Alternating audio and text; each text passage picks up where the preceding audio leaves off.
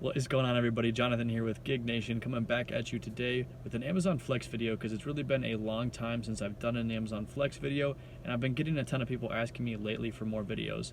Now lately, in like the past week or so, I've actually been doing quite a few Amazon Flex deliveries. As we get into that holiday season, it really picks up.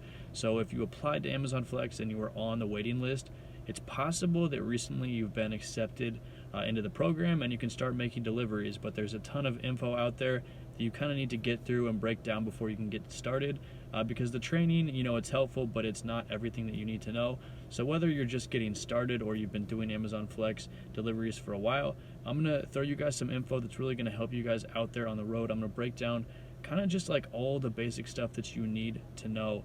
And so I'm going to pull up my earnings here just so that you guys know and you can see I've been delivering with Amazon Flex for over a year, and I've made over 1,000 deliveries. I've done a ton of blocks, a ton of instant offers, fresh blocks, Prime Now blocks, distribution center blocks. I've literally done it all. And as you can see here, I'm going to show you guys real quick in the car. I do have a ton of Amazon Prime Now packages that I'm going to go head off and deliver right now. I'm going to finish this video up as soon as I deliver those, but I just wanted to make a quick intro for you guys. So hold on just a minute here. I'm going to make those deliveries, get right back to you, and then we can jump into the list. But before we get started, if you have anything that you want to add to this list, just leave it in the comment down below. This isn't all-inclusive. I just wanted to cover most of the basic stuff, and it really helps to just get other people's opinions in on here because you deliver in different locations, you gather different info. So, really just to collect the ultimate list for everyone that needs to know about Amazon Flex. It would help to have your opinion. And if you find this video useful, make sure to hit that like button and show me a little bit of love.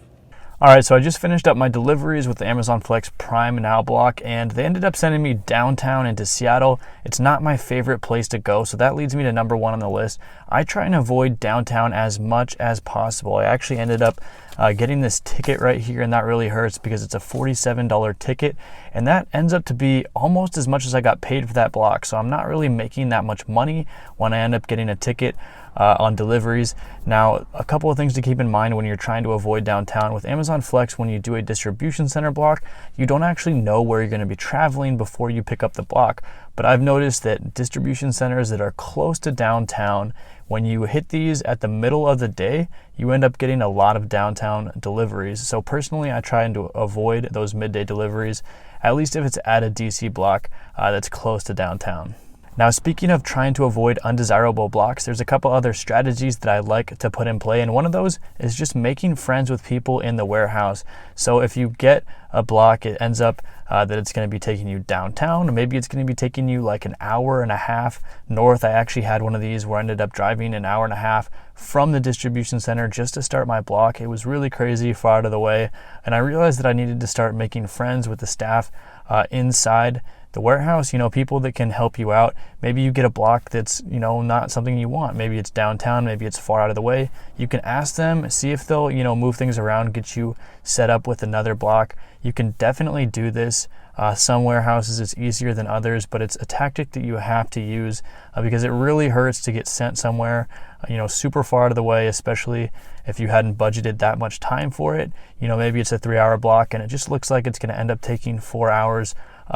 With the distance traveled, you really just need to have a friend in the warehouse to hook you up here. Number 3 on the list is to track your miles. This is incredibly important because with Amazon Flex, you're in charge of doing your own taxes at the end of the year, and mileage is the number one thing to take into account for. So most professionals will tell you that actually using the standard deduction mileage rate is the best way to go when you're doing food delivery and rideshare. I'm not a tax professional. You can definitely consult one yourself, but if you just want the easy way to do this, multiplying your total miles traveled while in delivery mode, while dropping off packages, taking that, multiplying it by the standard deduction, that's going to get you all of your vehicle related expenses, which is pretty much all of your expenses when you're driving and delivering for Amazon Flex. So that covers all of it. That makes it really easy. That cuts out the cost of doing your taxes at the year end, which can be expensive, and it's really easy to do. So I'm going to leave a couple of apps down below that you can use to track miles.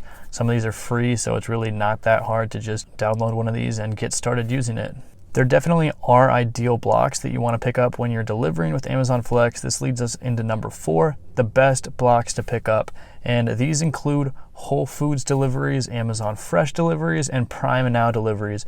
And why are these so good?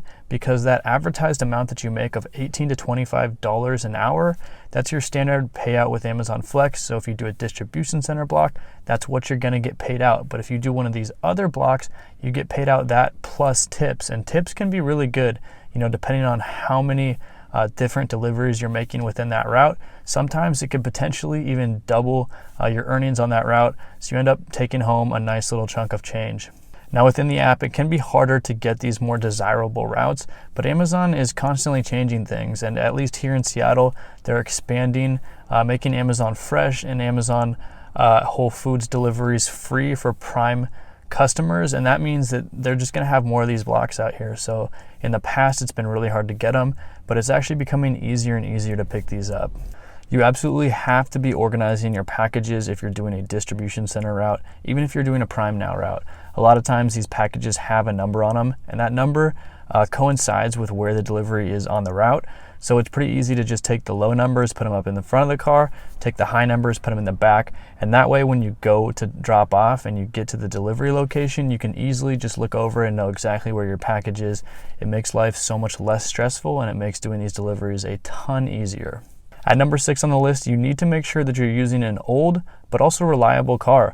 With delivery, it's a little bit different than rideshare. There's not a whole lot of car requirements. It does have to be a 4-door vehicle, but you get a lot of leeway on the age of the car. So using an older car like a Honda Accord maybe is really your ideal go-to. It doesn't have to look nice as long as you can just fit the packages in them and get the job done.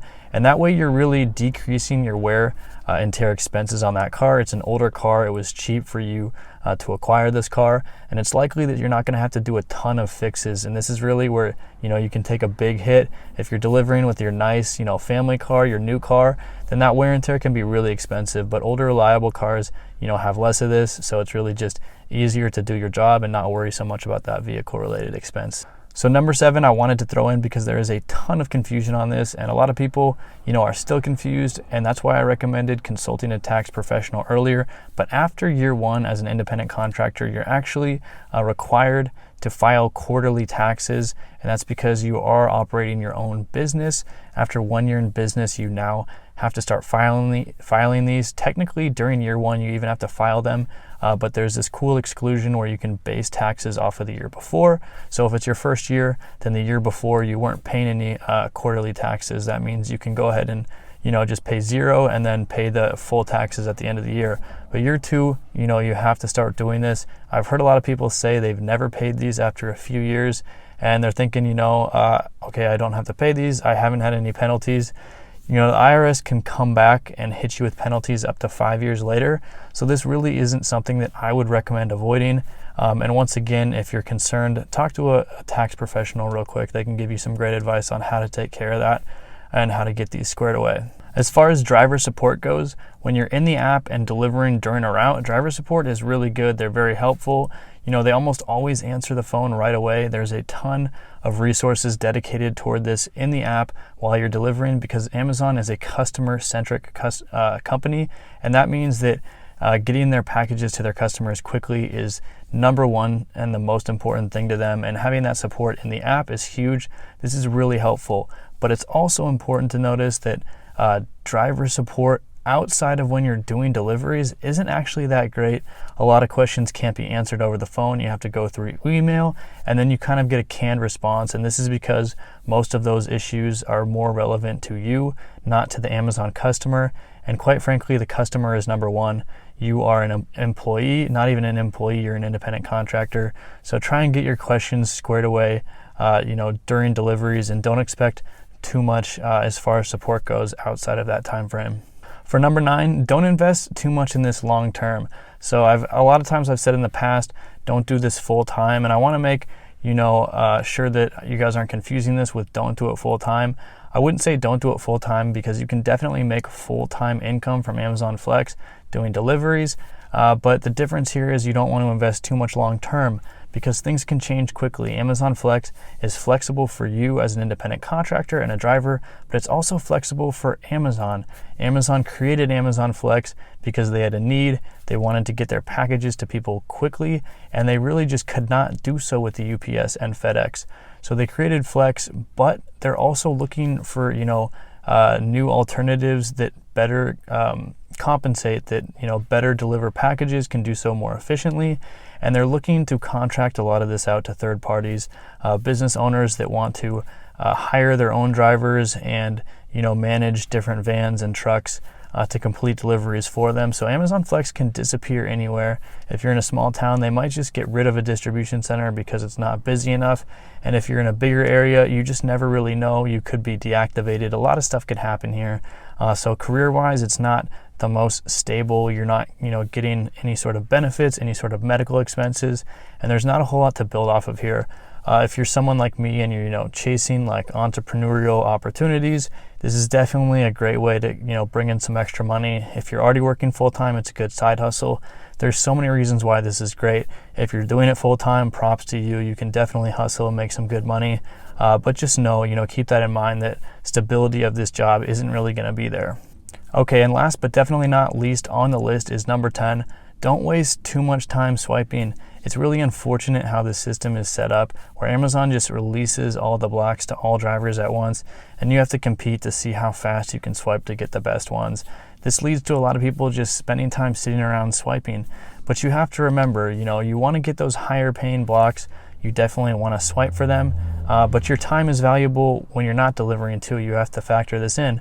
If you're wasting a ton of time sitting around swiping, then you kind of have to include that in how much you're getting paid per hour with the block that you were swiping for, because you had all that downtime just wasted. What I recommend doing is actually just setting a criteria for which blocks you'll accept, what you want, how much the payout has to be, and just having, a set amount of time that you're willing to spend every time checking in the app and seeing what's available.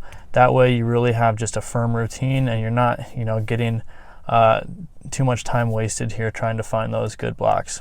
If you'd like to add anything to this list, anything to the video, please do leave a comment down below, and that way we can kind of get the best list for people that are new at Amazon Flex, because as you may have noticed, there's really a ton of questions out there. Even if you go through the training with Amazon Flex that they have the videos for, there's so much that is unanswered. There's so much that needs to be, kind of put together and organized for beginners. If you enjoyed this video, make sure to hit that like button. And also, if you're looking for other gigs, check out gigsharks.com. I've spent a ton of time putting together all of these resources and just collecting gigs by cities, trying to find opportunities that can be helpful for people looking for side hustles and extra income. And also make sure to join the Facebook group, because we talk about everything related to the gig economy, side hustles, and it's a great community that you definitely want to become a part of.